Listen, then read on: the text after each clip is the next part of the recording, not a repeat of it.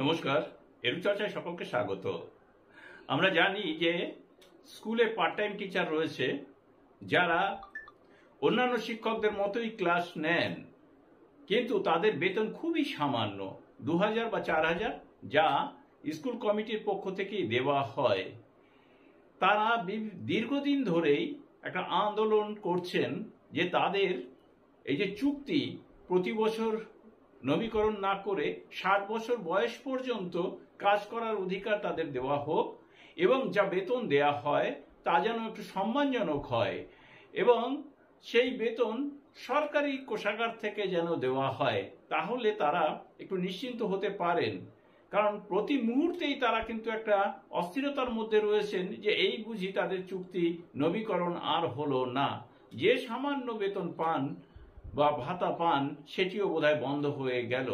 আর সেই কারণে তারা এর আগে বিভিন্ন সময়ে বিভিন্ন জায়গাতে, যেমন মন্ত্রী, এমএলএ, এমপি বা বিভিন্ন অফিসে, ডিএম বলি বা ডিআইদের কাছে বলি, সমস্ত জায়গাতেই তারা স্মারকলিপি প্রদান করেছেন তাদের দাবি নিয়ে। এবার তারা আরো বৃহত্তর আকারে এই আন্দোলন করতে চলেছেন।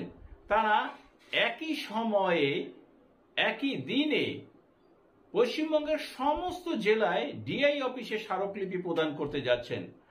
আগামী 20 তারিখ 20 মে মঙ্গলবার বেলা 12:30টায় বিভিন্ন জেলা থেকে এই পার্ট টাইম টিচার্স ওয়েলফেয়ার অ্যাসোসিয়েশনের যে সংগঠন রয়েছে সেই সংগঠনের শিক্ষকগণ তারা কিন্তু ডিআই কে ডেপুটেশন অর্থাৎ স্মারকলিপি প্রদান করতে যাচ্ছেন।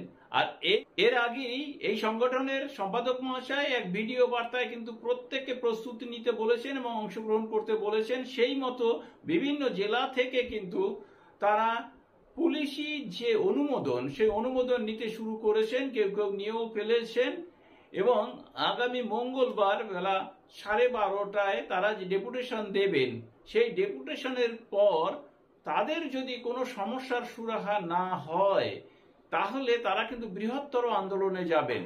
সংগঠনের সভাপতি মাননীয় সমীর কুমার দেওঘরিয়া তিনি জানিয়েছেন যে আমরা কলকাতার রাস্তায় বৃহত্তর আন্দোলনে কিন্তু সামিল হতে বাধ্য হব যদি আমাদের এর পরেও কোনো সমস্যার সুরাহা না করে থাকেন।